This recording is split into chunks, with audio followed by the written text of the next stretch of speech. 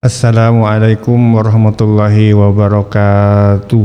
Alhamdulillahirabbil alamin wassalatu wassalamu ala asrofil anbiya'i wal mursalin sayyidina wa maulana Muhammadin wa ala alihi wa sahbihi ajma'in. Qala rabbi shrah li sadri wa yassir li amri wahlul 'uqdatam min lisani yafqahu qawli. Subhanaka la ilma lana illa ma 'allamtana innaka antal alimul hakim wa tub 'alaina innaka antat tawwabur rahim. Alhamdulillah kita berjumpa lagi dalam kesempatan yang sama. Kita akan mempelajari seputar tentang tafsir Ibnu Katsir. Mari kita berikan sholawat dan salam kita kepada Nabi besar kita, Nabi besar Muhammad Sallallahu Alaihi Wasallam yang telah membimbing kita sampai kita bisa menikmati indahnya Islam. Mari kita kirim Fatihah terbaik kita untuk Syekh Ibnu Katsir ya. Al-Fatihah. A'udzu billahi minasy syaithanir rajim. Bismillahirrahmanirrahim. Alhamdulillahi rabbil alamin. Ar-Rahmanir Rahim. Maliki yaumiddin. Iyyaka na'budu wa iyyaka nasta'in. Ihdinas siratal mustaqim siratal ladzina an'amta 'alaihim ghairil maghdubi 'alaihim waladdallin. Amin. Oke, sebelum kita bahas tafsir Ibnu Katsir, mungkin sedikit kita bisa terinspirasi dari nama beliau Ibnu Katsir. Kenapa kok ada nama Ibnu? Ada Ibnu Abbas, ada Ibnu Umar. Ibnu Umar itu, sahabat Ibnu Umar itu ya putra dari Sayyidina Umar. Otomatis beliau paham betul tentang agama dan beliau orang yang tegas. Dibanding dengan Ibnu Abbas, ya tentu saja kalau secara karakter lebih beda juga kan. Kalau Ibnu Umar mungkin ya kasarannya lebih tegas ya, lebih keren gitu. Kalau Ibnu Abbas mungkin sedikit lebih style ya. Ibnu Abbas ini oleh orang tuanya, Ibnu Abbas itu diinvestasikan, jadi anak itu digunakan diarahkan untuk hafal hadis sebanyak mungkin. Jadi pada waktu Nabi Muhammad SAW wafat, ayahnya hafal sekitar 200 hadis, anaknya Ibnu Abbas itu hafal sekitar ribuan hadis, 2000 hadis. Ibnu Abbas. Maka di situ juga ada tafsir Ibnu Abbas ya. Kenapa kok ada nama Ibnu di sini? Kenapa ada Ibnu Katsir? Nah, di sini hal yang paling menonjolkan itu adalah kalau kita itu selalu ingat siapa orang tua kita. Kita harus selalu ingat siapa yang melahirkan kita, siapa ayah kita. Kalau dalam Islam mungkin ya mesti yang laki-laki ya. Ibnu Umar, Ibnu Abbas. Agar apa yang kita amalkan, agar apa yang kita lakukan, pahalanya juga mengalir kepada orang tua kita. Jika beliau masih hidup, semoga kita dengan apa yang kita lakukan itu kita berharap bisa menyenangkan beliau. Jika beliau sudah meninggal, semoga apa yang kita lakukan ini pahalanya juga mengalir kepada orang tua kita. Seperti itu. Intinya jangan sampai kacang lupa kulitnya ya. Intinya seperti itu. Semakin kita ingat orang tua kita, pahalanya akan kita berikan kepada orang tua kita. Bahkan orang tua ini juga bisa menjadi wasilah. Jadi sempat Ustadz Adi Hidayat itu cerita salah satu wasilah beliau agar bisa cepat hafalan Al-Quran itu dengan orang tuanya. Ceritanya seperti ini. Ketika beliau mau berangkat mondok ke pesantren, bapaknya waktu itu sakit. Pada waktu bapaknya sakit, minta maaf ke Ustadz Adi Hidayat waktu itu, tidak bisa mengantar ke pondok. Kemudian beberapa lama kemudian, pada waktu di pondok, Ustadz Adi Hidayat beliau dipanggil untuk ke sumber suara. Di sumber suara di situ sudah ada dijemput ya sama keluarga beliau. Kemudian di sana beliau kakaknya menceritakan bahwa sepertinya kita tidak akan cukup waktunya untuk sampai karena tepat waktu sehingga posisi orang tua sudah dimakamkan. Jadi di sana barulah tahu kalau orang tuanya sudah meninggal. Dan dari situ ada niat yang besar dari beliau untuk bagaimana membahagiakan orang tuanya, kemudian bisa hafalan Al-Quran dengan jauh lebih cepat daripada orang lain. Nah, ini wasilah ya, orang tua itu bisa jadi wasilah terhadap kesuksesan kita, khususnya dalam mempelajari Al-Quran. Oke, kita kembali ke pembahasan kita. Surat An-Naba, kita lanjut, saya bacakan dulu satu kali, setelah itu jangan menirukan, tidak apa-apa. Tidak menirukan, mendengarkan juga tidak apa-apa, bebas. A'udzu billahi minasy syaithanir rajim. Bismillahirrahmanirrahim. Kita mulai dari ayat 23. Oh, 23 ini nyambung sama 22. Karena nyambung mungkin kita awali dengan ayat paling awal aja mungkin ya. Bismillahirrahmanirrahim. Amma yatasaalun anin naba'il azim الذي هم فيه مختلفون كلا سيعلمون ثم كلا سيعلمون ألم نجعل الأرض مهادا والجبال أوتادا وخلقناكم أزواجا وجعلنا نومكم سباتا وجعلنا الليل لباسا وجعلنا النهار معاشا وبنينا فوقكم سبعا شدادا وجعلنا سراجا وهاجا وأنزلنا من المعصرات ماء ثجاجا لنخرج به حبا ونباتا وجنات ألفافا إن يوم الفصل كان ميقاتا يوم ينفخ في الصور فتأتون أفواجا وفتحت السماء فكانت أبوابا وسيرت الجبال فكانت سرابا إن جهنم كانت مرصادا للطاغين مآبا لابسين فيها أحقابا لا يذوقون فيها بردا ولا شرابا إلا حميما وغساقا جزاء وفاقا إنهم كانوا لا يرجون حسابا وكذبوا بآياتنا كذابا وكل شيء أحصيناه كتابا فذوقوا فلن نزيدكم إلا عذابا إن للمتقين مفازا حدائق وعنابا وكواعب أترابا وكأسا دهاقا لا يسمعون فيها لغوا ولا كذابا جزاء من ربك عطاء حسابا رب السماوات والأرض وما بينهما الرحمن لا يملكون منه خطابا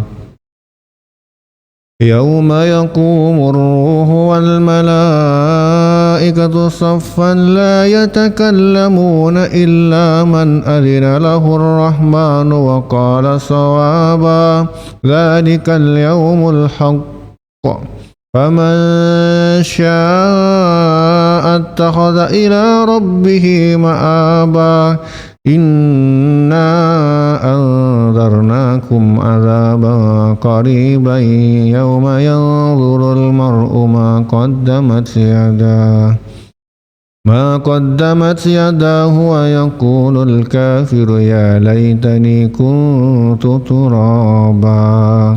Sadaqallahul azim. Kemarin kita sudah di ayat ke-23 ya. Kita lanjutkan 24. La yazukunah, la tidak yazukunah merasakan fiha di dalamnya bardan kesejukan wala syaroba dan tidak pula minuman. Maksudnya gimana? Kita baca tafsirnya di sini. Yakni di dalam neraka jahanam mereka tidak menjumpai hal yang menyejukkan hati mereka. Tidak pula menjumpai minuman untuk mengisi perut mereka. Berarti udah lapar haus jadi satu ya. Oleh karena itu disebutkan dalam firman berikutnya, illa hamima wa wasaqah, selain air yang mendidih dan nanah. A'udzubillah min dzalik. Ini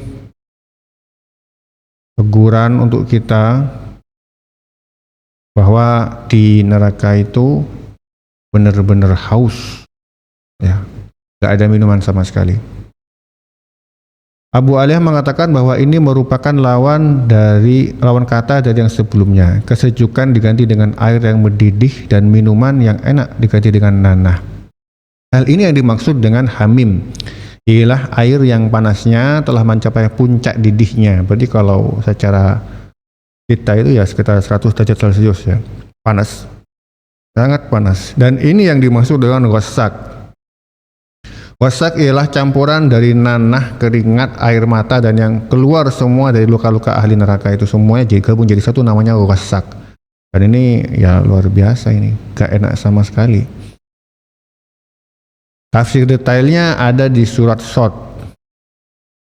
Nah, Ibnu Jarir At-Tabari ada di tafsir At-Tabari, di situ mengatakan bahwa satu pendapat ada yang mengatakan bahwa mereka tidak merasakan kesejukan, ini tidak dapat tidur selamanya. Yang dikatakan oleh Al-Kindi, baradat marashifuha alayya fasaddani anha wa anqubulatihal bar. Tidak sejuk olehku moncong wajah minumannya, tapi rasa kantuk yang menyerang diriku menghalangiku dari menekuknya. Jadi ngantuk. Ya kalau di dunia itu kita enak ya, ngantuk bisa tidur ya, kalau di sana no, gak bisa sama sekali. Mati dibuatin lagi, dikembalikan lagi, disiksa lagi. Jadi naudzubillah min dzalik ya. Di sini bard yang dimaksud dengan bard dingin ialah rasa kantuk yang berat. Demikian menurut Ibnu Jarir, tapi dia tidak menisbahkan syair ini kepada siapapun. Ibnu Abu Hatim telah meriwayatkan melalui jalur As-Sadi dari Murrah At-Tayyib, dan ia telah menukilnya pula dari Mujahid. Al-Baghawi juga telah meriwayatkan pula dari Abu Ubaidah dan Al-Kisai. Itu ayat 25. Insya Allah kita selesaikan sampai ayat 30 ya. Illa hamim wa wasaqa, illa keselain hamiman, air yang mendidih, wa wasaqa dan wasak. Wasaknya dingin banget.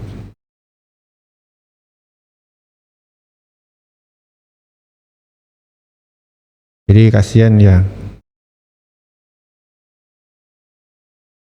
Kasihan sekali orang yang di neraka itu, karena udah ngantuk gak bisa tidur, haus gak bisa minum, lapar gak bisa makan, ngantuk gak bisa tidur, mati gak bisa mati. Wala yang mutu wala yahya, gak hidup ya gak mati. Hidup dihantam lagi, hancur, dibikin kembali lagi, dihantam lagi, disiksa lagi ya. Semoga kita dan semua keluarga kita itu dijauhkan dari api neraka. Amin Allahumma amin. Ayat 26, jazaa'u wifaqa, sebagai balasan yang setimpal, yaitu siksaan Yang sedang mereka alami ini merupakan hasil dari amal perbuatan mereka yang rusak selama mereka berada di dunia. Demikian menurut Mujahid dan Qatadah serta selain keduanya yang bukan hanya seseorang. Lantas bagaimana dengan orang yang baik, suka bersedekah, orang yang suka memberi, tapi kafir? Apakah dia juga masuk ke neraka? Ini bisa diibaratkan dengan misalkan Anda datang ke rumah saya, nggak kenal saya, dan saya nggak kenal Anda, tiba-tiba Anda mengambil barang uang saya di situ, kemudian Anda sedekahkan. Sedekahnya baik, tapi Anda nggak izin yang punya rumah. Anda jelas masuk penjara karena mencuri. Masalahnya yang punya dunia seisinya ini semuanya milik Allah Subhanahu wa Ta'ala. Kalau semuanya milik Allah tidak Anda akui, itu masalahnya. Betapapun Anda baik, tapi kalau nggak mengakui Allah itu Tuhan yang menciptakan semua ini, pada akhirnya Anda akan masuk neraka. Na'udzubillah min dzalik. Mari kita jaga iman kita, mari kita jaga iman anak-anak kita, mari kita jaga iman semua anggota keluarga kita. Semoga kita dijadikan orang istiqomah untuk berislam. Amin Allahumma amin.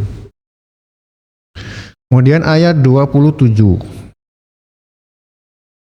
Innahum kanu la yarjuna hisaban wa kadzabu bi ayatina kidzaba.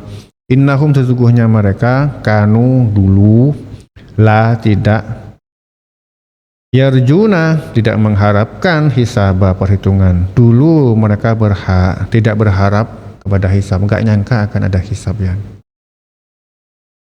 Jadi mereka sama sekali tidak percaya bahwa di alam akhirat ada kehidupan lain yang mereka akan mendapati balasan amal perbuatan dan menjalani hisab perhitungannya. Maka kita beruntung sudah tahu bahwa Allah itu Maha Kuasa. Kita beruntung kita paham bahwa kita pada nantinya akan mati dan dihisab. Maka dari itu kita ya paham lah untuk itu. Beruntung kita. Ingat, kalau Anda dapat nikmat, di cross check dulu. Kalau nikmat itu bisa mendekatkan diri kepada Allah, maka itu nikmat yang sebenarnya. Karena salah satu tanda Allah cinta sama hambanya adalah dipahamkan dipahamkan Anda itu terhadap ilmu agama. Jika nikmat yang diperoleh itu adalah mendekatkan diri kepada Allah, maka itu adalah nikmat yang sebenarnya. Jika nikmat itu malah menjauhkan diri kepada Allah, maka hati-hati. Dicek dulu. Jangan-jangan kita dapat rezeki malah bikin kita celaka ke depannya. Misalnya Anda dapat mobil, malah Anda kecelakaan dari mobil tadi. Na'udzubillah min dzalik. Ini juga berlaku untuk orang yang alim ya. Kadang orang alim itu malah tambah sombong. Nah, ini ilmu yang membuat dia masuk surga. Maka kita beruntung kita termasuk orang yang rendah hati. Bagaimana caranya agar kita terhindar dari sombong? Kita yakin bahwa semua apa yang kita miliki itu murni atas kehendak Allah Subhanahu wa Ta'ala. Termasuk apa yang saya sampaikan seperti ini saya ngomong seperti ini juga tidak mungkin terjadi kalau bukan Allah yang menghendaki semua itu. Dengan konsep seperti ini kita akan terhindar dari sifat sombong ketika sukses. Masalah yang lain adalah ketika gagal. Gagal, stresnya. Padahal ya kita itu dalam kehidupan, kegagalan itu bisa jadi itu karena kesalahan kita sendiri. Bisa jadi itu memang sudah tidak bisa kita ubah. Misalnya Anda kena tsunami, otomatis kena banjir, rumah hilang. Itu sudah nggak bisa kita ganti posisinya seperti itu. Tapi kalau suatu ketika Anda bodoh, tidak mau belajar dan saat ini udah usia banyak, nggak pinter-pinter karena kemalasan Anda sendiri, maka ya itu memang kesalahan Anda. Harus bisa membedakan antara mana takdir yang sudah kita naskan untuk kita dan tidak bisa kita rubah, Kalau sudah nggak bisa dirubah, ya harus menerima, bukan malah stres-stresnya. Kalau itu memang bisa dirubah, ya harus kita berusaha dengan keras untuk mengubah itu. Karena Allah tidak akan mengubah nasib suatu kaum kecuali orang itu mengubah nasibnya sendiri. Kita bisa cari ayatnya ini. Innallaha la yughayyiru ma biqaumin hatta yughayyiru ma bi anfusihim. Allah nggak akan merubah nasib satu kaum sampai dia mengubah nasib kaum itu sendiri. Artinya ada takdir yang memang bisa dirubah. Jadi Anda fokus kepada apa yang Anda bisa kontrol. Anda dimarahi oleh seorang bos misalkan. Jadi sudah nggak bisa ditawar. Fokus kepada apa yang Anda bisa kontrol. Contoh, misalnya kita bisa mengontrol dengan bekerja lebih baik lagi. Nah ini contohnya seperti itu. Atau bisa menjawab dengan iya, bukan malah melawan. Udah tahu bos malah dilawan. Ya tambah dikeluarkan. Jadi bos kita itu adalah Allah Subhanahu wa taala. Kita disuruh sholat, ya sudah, kerjakan sholat, gak bisa ditawar. Sholat itu adalah salah satu cara agar kita termasuk orang yang bertakwa. Kalau Anda seorang pembelajar dan ingin lebih paham, ittaqullah wa yu'allimukum. Bertakwalah kepada Allah, maka Allah akan mengajari Anda. Itu ada di Al-Baqarah ayat 282. Artinya kita takwa dulu kepada Allah. Ini nggak bisa ditawar nih, takwa dulu. Ya, semoga saya bisa jadi orang yang takwa, Anda juga bisa jadi orang yang bertakwa. Ya kita sama-sama berusaha untuk itu.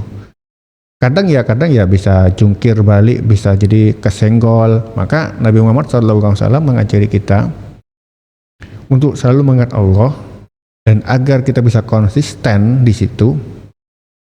Ada doa yang diijazahkan oleh Nabi Muhammad SAW. Ya muqallibal qulub, tsabbit qalbi ala dinik wa ta'atik. Ini kalau doa sendirian. Kalau doa bersama-sama, ya muqallibal qulub, tsabbit qulubana ala dinik wa ala ta'atik.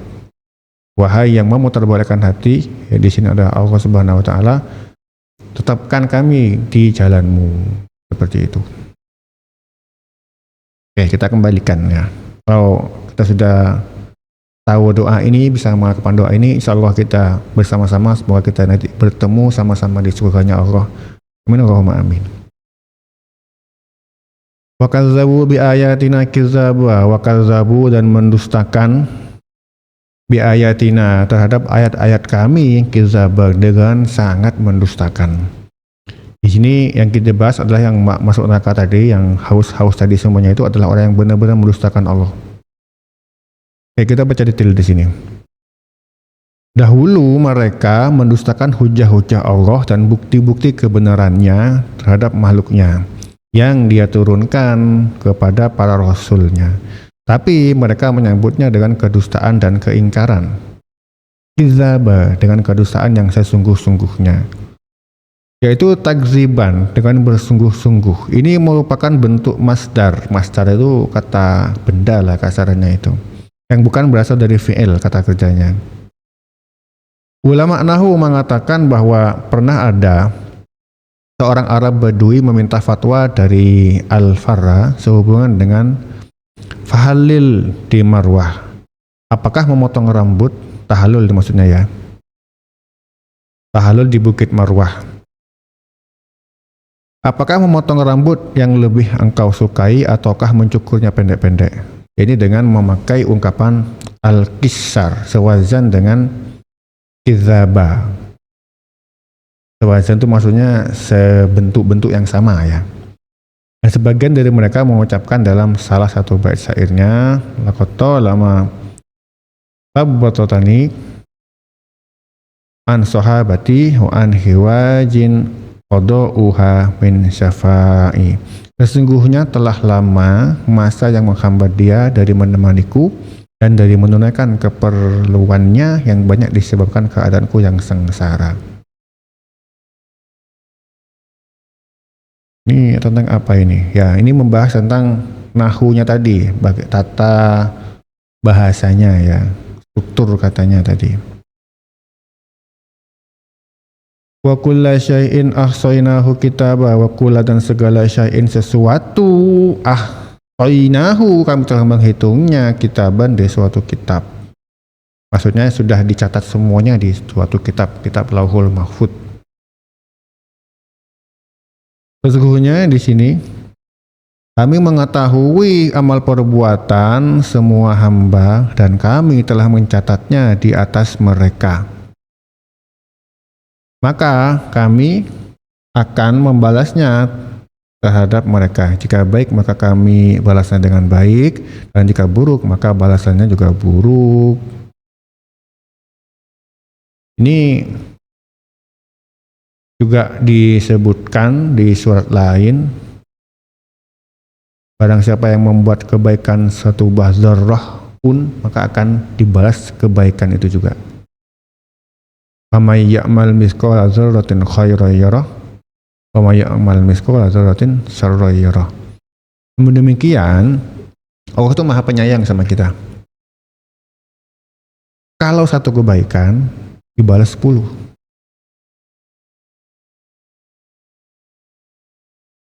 Jadi satu kebaikan itu dibalas 10. Walahu asyu amsalihha, untuk setiap masing-masing satu kebaikan. Ada juga perumpamaan yang mengatakan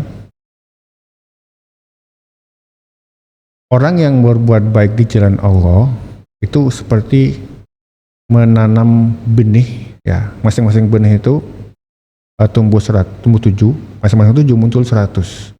Jadi setiap satu kebaikan akan dipanen di musim panen berikutnya sebanyak 700 kebaikan. Itu ada di Al-Quran juga ada. Berarti di sini kalau kita lihat dari satu ayat saja itu enggak pas ya. Harus kita baca semua ayat juga. Di ayat di surat lain juga. Ayat itu kalau enggak salah di Al-Baqarah ya.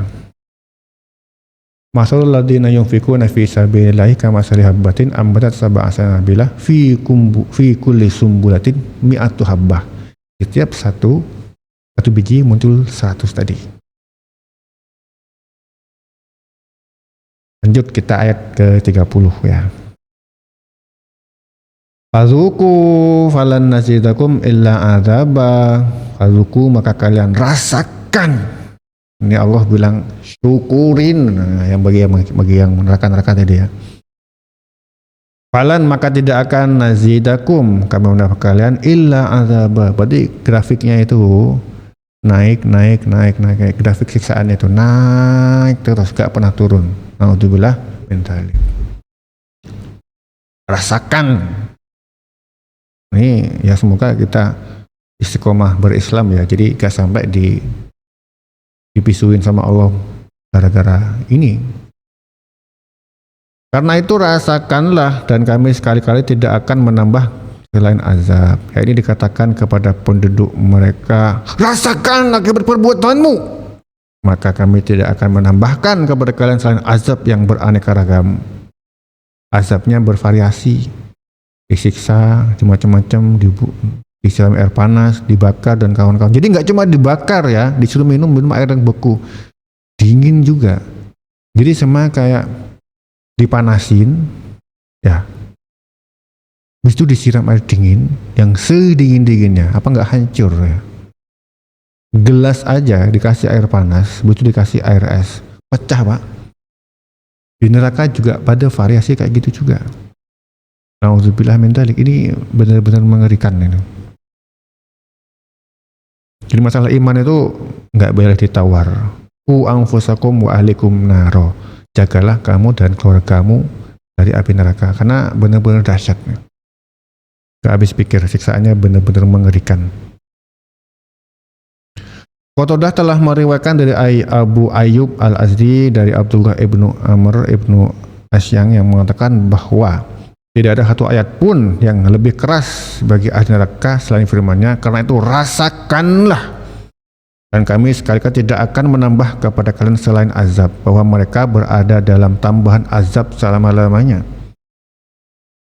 Ibnu Abu Hatim mengatakan telah menceritakan kepada kami Muhammad ibnu Mus'ab Asyuri telah menceritakan kepada kami Khalid ibnu Abdurrahman telah menceritakan kepada kami Jusir ibnu Farqad dari Al-Hasan yang mengatakan bahwa ia pernah bertanya kepada Abu Basrah Al-Aslami tentang ayat yang paling keras dalam kitab Allah atas ahli neraka. Maka ia menjawab bahwa ia pernah mendengar Rasulullah Shallallahu Alaihi Wasallam membaca firman-Nya, karena itu rasakanlah dan kami sekali-kali tidak akan menambah kepada kalian selain azab. Lalu beliau bersabda, halakal qaul bima'asihimullahu azza wajal, binasalah kaum itu disebabkan perbuatan durhaka mereka kepada Allah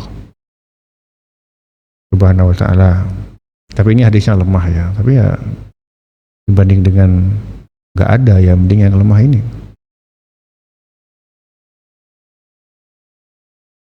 Inna lil muttaqina mafaza, inna sesungguhnya lil muttaqina bagi orang-orang yang bertakwa mafaza kemenangan. Menang orang yang bertakwa ini, wah ini juara ini, bukan juara kaleng-kaleng tapi juara yang benar-benar juara. Ini 31 sampai 33 ya, kita baca dulu. Inna lil muttaqina mafazan hadaika wa anabaw wa kawa'iba atrabaw wa ka'san dihaqa sampai 34. Sesungguhnya orang-orang yang bertakwa mendapatkan kemenangan. Nah ini kemenangan yang dinanti-nanti oleh orang-orang yang termasuk kita ini ya. Ya semoga kita termasuk orang yang menang. Bukan cuma menang di dunia, menang di akhirat. Allah berfirman menceritakan keadaan orang-orang yang berbahagia dan pahala apa yang disediakan oleh Allah Subhanahu wa taala bagi mereka berupa kehormatan dan kenikmatan yang abadi. Allahumma ja'alna minhum. Innal muttaqina mafaza, sesungguhnya orang yang bertakwa itu dapat kemenangan. Ibnu Abbas dan Ad-Dahhak mengatakan bahwa makna mafazan ialah tempat untuk berkreasi. Mujahid dan Qatadah mengatakan bahwa mereka peroleh kemenangan, maka mereka selamat dari neraka. Tapi pendapat yang jelas dalam hal ini adalah yang dikatakan oleh Ibnu Abbas. Kan dalam firman berikutnya disebutkan hadaikoh, kebun-kebun. Maksudnya taman-taman yang dipenuhi dengan pohon-pohon kurma dan lain-lainnya. Kenapa kok surga itu pakai taman ya? Karena di Arab khususnya negara itu kan yang tandus pol. Jadi yang bisa diibaratkan dengan surga itu adalah ya taman-taman tadi, banyak tanaman. Karena posisinya di sana gurun pasir loh. Gurun segurun-gurunnya. Sama kalau ke sana datang di sana panasnya, masya Allah. Kalau siang hari bisa 45 derajat. Malamnya dingin pol. Tapi begitu di taman, wah ini seger sekali. Jadi kalau udah tahu rasanya panas, tahu di taman itu enak banget. Wa anaba wa kawaiba atraba, dan buah anggur dan gadis-gadis remaja yang sebaya, yaitu bidadari yang sebaya usianya. Tahu gini, lihat kanan kiri, lihat istrinya, wah ini kesempatan ini kalau udah meninggal, udah masuk surga, dapat bidadari yang sebaya usianya. Maksudnya itu kalau sekarang istrinya sudah tua, nanti kalau sudah di sana, udah di udah di surga, dikembalikan muda lagi, seperti awal-awal nikah mungkin ya maksudnya ya.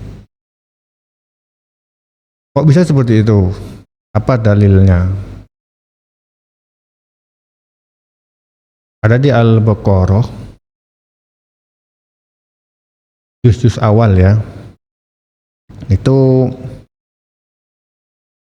alif lam mim dalika. Innallaha la yastahi ayati. Oh bukan yang ini. Innallaha la yastahi ayati wa masalam ma ba'da fa maqaha fa ammal ladzina amanu fa ya'lamuna annahu haqqun rabbihim wa ammal ladzina kafaru fa yaquluna madza aradallahu bihadza masala yudillu bihi katsira wa yudillu bihi katsira wa ma yudillu bihi illa fasiqin alladzina. Oh bukan yang ini. Alladzina yanquduna ahdallahi min ba'di mitsaqi wa ta'ala Lupa saya. Innallaha la yastahi. Bukan itu. Itu sebelum ayat ini kayaknya. Ya, kita lihat Al-Baqarah bentar ya.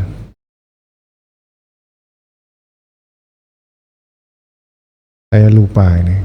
Al-Baqarah awal-awal. Kita baca ayatnya aja dulu. Al-Baqarah. Maksud saya pindah ke sini tapi Al-Baqarah. Lupa ayatnya, tapi ada ayat yang menunjukkan bahwa apa yang ada di surga sana itu nggak jauh beda dengan apa yang ada di sekarang ini. Nah ini saya lupa ayatnya, maka saya buka. Ini tentang ayat yang munafik ya.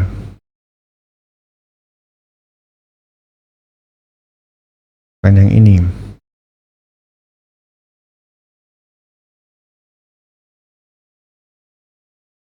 Wa basyiril ladzina amanu. Nah ini. Wa basyiril ladzina amanu wa amilus solihati annahum jannatin tajri min tahtiha al-anhar. Kullama ruziku, setiap masalah surga ya. Kullama ruziku, setiap masing-masing orang itu ruziku diberi. Kullama ruziku minha wa itu fiha wa qila lahum min sama rizqan qalu hadzal ladzi ruzikna. Qalu, penghuni surga itu bilang gini. Qalu hadzal ladzi ruzikna min qabl. Wah, ini yang dulu ada di dunia itu dulu muncul lagi nih. Qalu hadzal ladzi ruzikna min qabl. Wa utubihi mutasyabiha. Nah, berarti kalau Anda di dunia itu pernah makan buah anggur yang lezat sekali, di sana di surga ketemu lagi. Kalau ketemu istrinya sekarang biasa-biasa saja, ya mungkin nanti sama, saya sama, tapi lebih cantik. Karena di usia muda tadi. Pokoknya ingat nanti, kalau sampean punya makanan favorit di sini, pengen ketemu lagi nanti di surga, masuk surga dulu. Misalkan nanti ketemu dengan makanan favorit Anda. Allahumma ja'alna minhum. Nah ini ya, qalu hadzal ladzi ruzikna min qabl wa utubihi mutasyabiha. Tuh, walahum fiha azwajum mutahharah. Walahum fiha azwajum mutahharah, dapat pasangan yang suci, perawan. Nah, ini perawan, merawani banyak orang, banyak mungkin satu ya istrinya itu tadi. Tadi kita sampai An-Naba ayat 30 ya.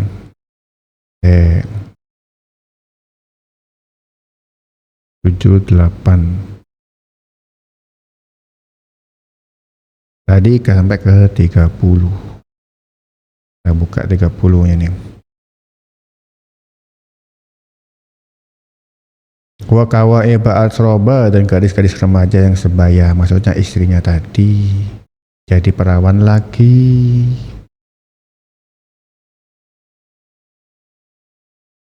Ibnu Abu Hatim mengatakan telah menceritakan kepada kami bahwa Nabi bersabda, sesungguhnya baju-baju gamis ahli surga benar-benar menampilkan keridhaan Allah kepada mereka.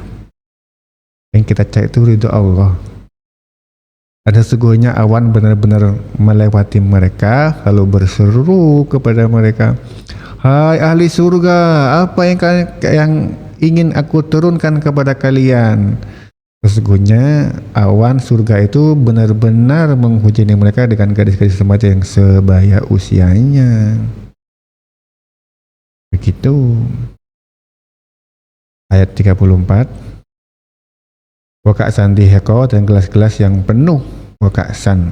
Ibu Abbas mengatakan bahwa makna yang dimaksud ialah penuh-penuh lagi berturut-turut. Wah, kayak iklannya apa gitu yang berlebihan gitu ya. Menurut Ikrimah, makna yang dimaksud ialah yang jernih minumannya. Nah, jernih ya. Mujahid Al-Hasan, Qatadah, dan Ibnu Zaid mengatakan sesuai dengan firman-Nya, yang penuh berisi minuman, ya ini penuh berisi minuman yang menyenangkan. Wah, ini Allahumma ja'alna minhum. Mujahid dan Said Ibnu Jubair mengatakan bahwa mana yang dimaksud adalah berturut-turut, habis diisi lagi, gak usah khawatir habis. Tanggung, ini selesaikan aja ya. لا يسمعون فيها لغوا ولا كذابا. Lam, tidak yasmaunah mereka mendengar fiha di dalamnya lawan perkataan sia-sia wala kidzaba dan dusta. Gak ada yang dusta di sana, tidak bisa. Sama kayak di Al-Waqi'ah, la yasma'una fiha lawa wala ta'sima. Mereka tidak mendengar di dalamnya perkataan yang sia-sia dan tidak pula perkataan yang membuat dosa. Yaitu di dalam surga tidak terdapat perkataan yang sia-sia, tidak ada faedahnya. Tidak pula perkataan yang berdosa. Bahkan surga adalah negeri kesejahteraan dan semua yang di dalamnya bebas dari segala bentuk kekurangan. Jazaa'an min rabbika ata'an hisabar rabbis samawati wal ardi wa ma bainahuma ar-rahmani la yamlikuna minhu khitaba. Jazaan sebagai balasan min rabbika dari Tuhan Tuhanmu, atauan sebagai pemberian hisabah yang cukup banyak. Semua yang telah disebutkan di atas merupakan balasan dari Allah Subhanahu wa Ta'ala yang diberikan kepada mereka sebagai karunia, kebaikan dan rahmat kepada mereka. Atauan hisabah dan pemberian yang cukup banyak, cukup sesuai, utuh, lagi banyak. Orang Arab mengatakan A'tani fahsabani, ya ini dia memberiku dengan pemberian yang cukup banyak. Dan termasuk ke dalam pengertian ini ucapan hasbiyallah yang artinya cukuplah Allah sebagai pelindungku. Rabbis samawati wal ard, Rabbis samawati Tuhan langit, wal ardi dan bumi, wama dan apa bainahuma di antaranya langit dan bumi, Ar-Rahman Maha Pengasih, la tidak yang beliku mereka berkuasa, minhu khitaba darinya pembicaraan. Jadi Tuhan yang memelihara langit dan bumi dan apa yang ada di antara keduanya, yang Maha Pemurah, mereka tidak dapat berbicara dengan Dia. Gimana maksudnya?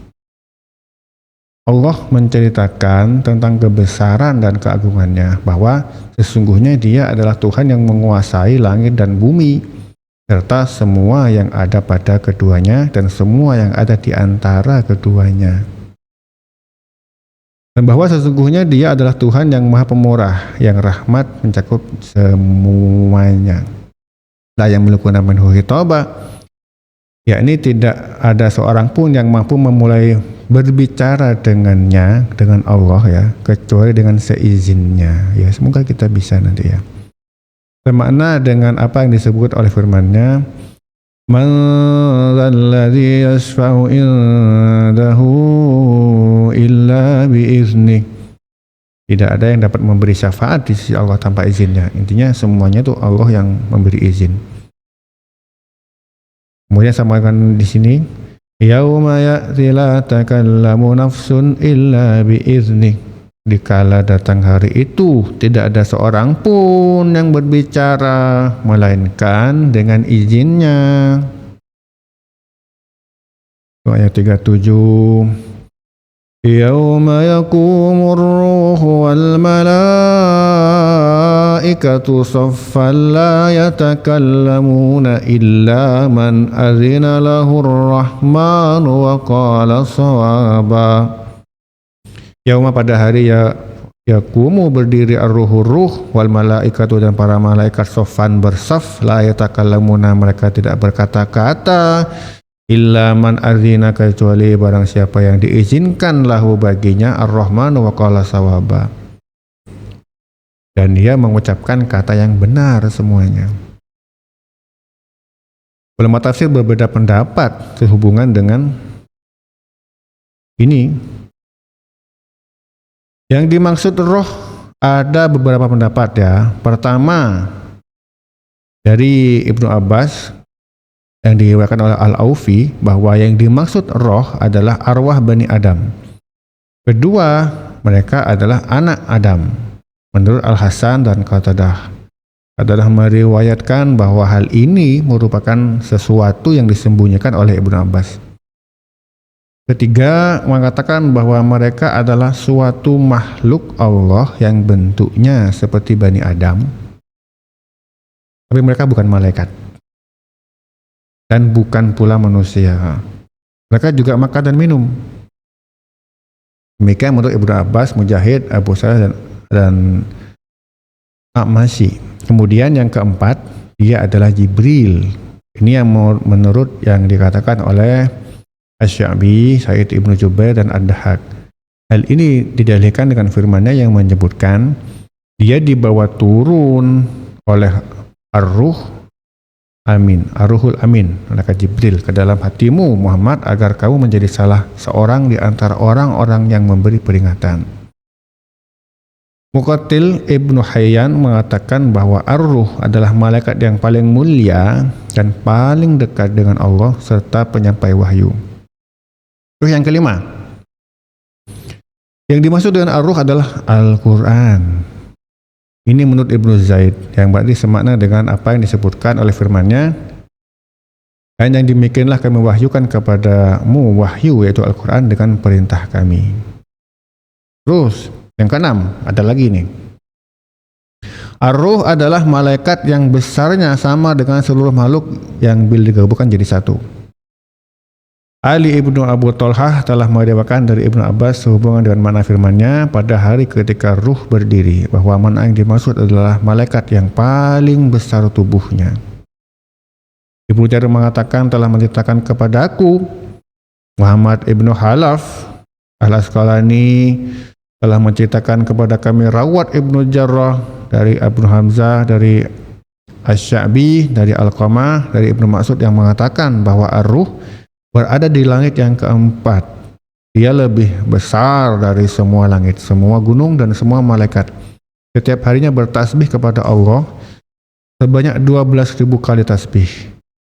Dan dari setiap tasbih itu dibacanya Allah menciptakan malaikat yang kelak di hari kiamat akan datang membentuk saf-saf tersendiri. Tapi pendapat ini garib ya, aneh.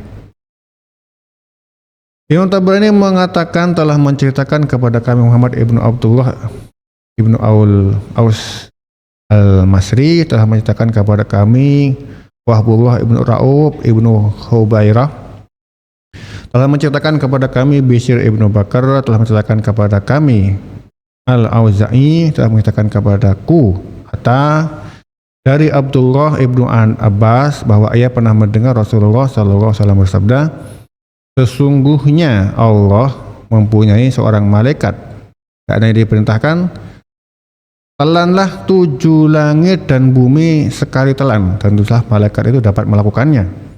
Dan bacaan tasbihnya ialah Maha suci engkau dimanapun engkau berada, subhanallah aitsuma kunta. Tapi hadis ini garib sekali, mengenai predikat marfu masih perlu diteliti. Barangkali hadis ini mauquf, hanya sampai pada Ibnu Abbas saja, yang berarti bersumber dari yang diterimanya dari berita-berita Israiliyat. Wallahu a'lam. Ibnu Jarir tidak berani memutuskan dengan salah satu dari pendapat-pendapat itu. Ibnu Jarir At-Tabari di tafsir Tabari ya. Tapi menurut hemat saya, menurut saya Ibnu Katsir, pendapat yang lebih mendekati kepada kebenaran hanyalah Allah saja yang tahu. Illa man adinalahur rahman, kecuali siapa yang diberi izin semana dengan apa yang disebutkan oleh firman-Nya, la takallamu nafsun illa biizni. Tidak ada yang berkata-kata kecuali izinnya. Dan sebagaimana yang disebutkan dalam hadis sahih, wala yatakallamu yauma idzin illa rusul. Hanya nabi saja yang dapat berkomunikasi langsung dengan Allah. Waqala shawaba, dan dia mengucapkan kata yang benar. Ini perkataan yang hak, dan yang termasuk perkataan yang hak ialah kalimat la ilaha illallah. Demikian menurut apa yang dikatakan oleh Abu Saleh dan Ikrimah. Kenapa Nabi Muhammad itu kok bisa punya hak untuk ngobrol dengan Allah langsung pada waktu hari kiamat? Karena beliau tahajud. Di beberapa ayat Al-Quran juga disebutkan tahajudlah agar bisa mensyafaati. Jadi Nabi Muhammad itu bisa punya hak untuk mensyafaati kita semua. agar kita gampang perbanyak sujud. Nah, ada seorang badui yang memberi kepada beliau untuk bersyafaat. Nabi mengucapkan bahwa perbanyaklah sujud untuk mempermudah memberi syafaat tadi. Semoga kita termasuk orang-orang yang ahli tahajud ya, agar kita lebih mudah untuk diberikan syafaat oleh Nabi Muhammad SAW. Ya, cukup nyambung ya dengan ayat-ayat lain. Ayat 39, Dzalikal yaumul haqq faman syaa'a ittakhadha ila rabbih ma'aba. Dzalikal yaumul haqq, itulah hari hak yang pasti. Faman syaa'a, maka barang siapa yang menghendaki, ittakhadha ila, ambil ila kepada rabbih, Tuhannya, ma'aba, tempat kembali. Itulah hari yang pasti, maka barang siapa yang menghendaki, niscaya ia akan menempuh jalan kembali kepada Tuhannya. Dzalikal yaumul haq artinya pasti terjadinya dan tidak akan terelakkan lagi, pasti terjadi. Faman syaa'a ittakhadha ila rabbih ma'aba, barang siapa yang menghendaki ini, saya akan menempuh jalan kembali kepada Tuhannya, yaitu jalan untuk kembali yang menghantarkan dia kepadanya dan yang akan ditempuhnya untuk sampai kepadanya. Semoga kita termasuk orang-orang yang dibahas di ayat ini. Ayat 40, ayat terakhir. Inna anzarnakum azaban qariban yawma yanzurul mar'u ma qaddamat yadahu wa yaqulul kafiru ya laitani kuntu turaba. Inna, sesungguhnya andarnakum, kami memperingatkan kalian, azaban azab qoriba, yang dekat. Yang dekat tuh kita dengan mati itu benar-benar dekat loh. Kadang saya merasa bahwa yang lebih tua itu bisa meninggal lebih cepat. Enggak juga, saya punya anak usia 10 tahun sudah meninggal. Anak saya bisa mendahului saya, wah. Gak ada yang bisa menjamin kita kapan bisa meninggal. Dekat sekali, tiba-tiba saya sudah usia sekian tahun. Anda usia berapa tahun sekarang? Kerasa nggak dari 0 sampai usia sekian? Nggak kerasa. Tiba-tiba sudah tua, tiba-tiba sudah meninggal. Dekat sekali ajal itu. Yauma yanzuru, yauma, pada hari yang zuru, melihat, almar'u, seseorang, maqaddamat, apa yang telah diperbuat. Kita sekarang bisa melihat apa yang sudah kita lakukan. Maka kita, tapi bedanya sekarang kita masih diberi kesempatan untuk taubat. Di sono kalau udah meninggal nggak ada tempat untuk bertobat, maka manfaatkan waktu ini mumpung kita masih hidup, banyak bertobat. Kadang kita lupa, ini kemarin saya salah kepada ini, minta ampun kepada Allah. Yadahu, kedua tangannya, wa yaqulul kafir, wa yaqul, dan berkata al kafir, orang kafir, ya laitani, wah seandainya kuntu turaba, seandainya saya tanah saja, nggak ada yang menyiksa. Maksudnya mati doang, nggak usah hidup lagi. Itu kata-kata orang kafir. Kita baca tafsirnya. Maksudnya pada hari kiamat nanti dikatakan demikian karena kepastian kejadiannya telah dekat dan sesuatu yang pasti itu tidak dapat dielakkan lagi. Ada kiamat besar, ada kiamat kecil. Kiamat besar itu hampir semuanya, bukan semuanya, semuanya mati. Tapi kalau kiamat kecil, satu orang mati. Dan itu bisa jadi Anda, bisa jadi saya. Yauma yanzurul mar'u ma qaddamat yadahu, pada hari manusia melihat apa yang telah diperbuat oleh kedua tangannya. Itu detail sekali kalau udah nanti di sana di akhirat nanti. Ya, ini ditampilkan di hadapannya semua amal perbuatannya, yang baiknya dan yang buruknya, yang terdahulu dan yang kemudian, seperti yang disebutkan dalam ayat lain, wa wajadu ma'amilu hadira, Al-Kahfi, dan mereka dapati apa yang telah mereka kerjakan tertulis. Yunabba'ul insanu yawma idzin bima qaddama wa akhkhar. Pada hari itu diberikan kepada manusia apa yang telah dikerjakannya dan apa yang telah dilalaikannya. Wa yaqulul kafiru ya laitani kuntu turaba. Orang kafir berkata, wah, alangkah baiknya seandainya aku dulu adalah tanah, bukan manusia. Kan manusia maksudnya. Orang kafir di hari itu berhayal, mimpi seandainya dirinya suatu di dunia berupa tanah dan bukan makhluk serta tidak dikeluarkan di alam wujud. Demikian itu terjadi ketika dia menyaksikan azab Allah terpampang di hadapannya dan ia melihat semua amal perbuatannya yang telah dicatat oleh para malaikat itu, juru tulis amal perbuatan. Yang semuanya mulia lagi bertakwa. Semua amal perbuatannya penuh dengan kerusakan dan dosa-dosa. Seperti itu ya, saking takutnya. Menurut pendapat lain, sesungguhnya orang kafir itu berhayal demikian hanyalah setelah ia menyaksikan pengadilan Allah Subhanahu wa taala. Jadi pada waktu dia melihat pengadilan Allah baru dia, ya Allah, saya cuman tanah aja, nggak usah hidup gitu. Saat menghukumi antara hewan-hewan terhadap kejadian-kejadian yang telah dilakukannya ketika di dunia dan sesamanya. Maka Allah memutuskan perkara di antara mereka dengan hukumnya yang maha adil dan tidak aniaya. Sehingga kambing yang tidak bertanduk disuruh membalas terhadap kambing yang bertanduk yang dahulu sewaktu di dunia pernah menanduknya. Jadi seadil itu ya. Apabila peradilan telah dilakukan kepada mereka, Allah Subhanahu wa taala berfirman kepada mereka, "Jadilah kamu tanah." Maka semuanya menjadi tanah. Dan saat itulah orang kafir berkata sebagaimana di situ oleh firman-Nya, "Alangkah baiknya sekiranya aku dulu adalah tanah." An-Naba ayat 40, yaitu menjadi hewan. Lalu dikembalikan menjadi tanah, enggak ada siksaan sama sekali. Hal yang semana disebutkan di dalam hadis sangkakala yang terkenal sebagaimana telah disebutkan pula dalam asar-asar yang bersumber dari Abu Hurairah dan Abdullah ibnu Amr serta selain keduanya. Bagaimana caranya membuktikan bahwa neraka itu ada? Padahal orang yang dikubur mati, ya sudah, gak kelihatan ada apa-apa.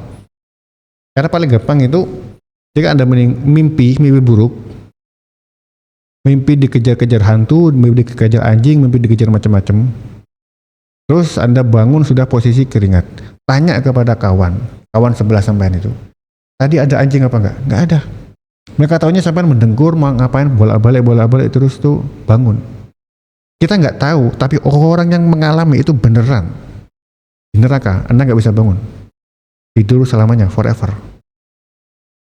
Maka orang yang pada waktu tidur itu harusnya mengingat Allah yang beneran ya. Bismikallahumma ahya wa bismika amut, itu doa yang paling minimal. Kalau mau lebih maksimal, baca kulhu, baca istighfar, baca sholawat. Karena bisa jadi kita tidur, gak bangun lagi. Dan itu real, itu bisa terjadi kapanpun kepada siapapun. Dan kita gak tahu kapan itu terjadi, tapi itu pasti. Semoga apa yang kita bahas pada sesi kali ini ada manfaatnya. Semoga kita dianugerahi orang yang istiqomah beriman, istiqomah berislam, dan menjadi orang-orang yang bertakwa kepada Allah Subhanahu wa taala. Al-Fatihah. A'udzu billahi minasyaitonir rajim. Bismillahirrahmanirrahim. Alhamdulillahirabbil alamin, arrahmanir rahim, maliki yaumiddin. Iyyaka na'budu wa iyyaka nasta'in. Ihdinas siratal mustaqim. Siratal ladzina an'amta 'alaihim ghairil maghdubi 'alaihim waladdallin. Amin. Alhamdulillah.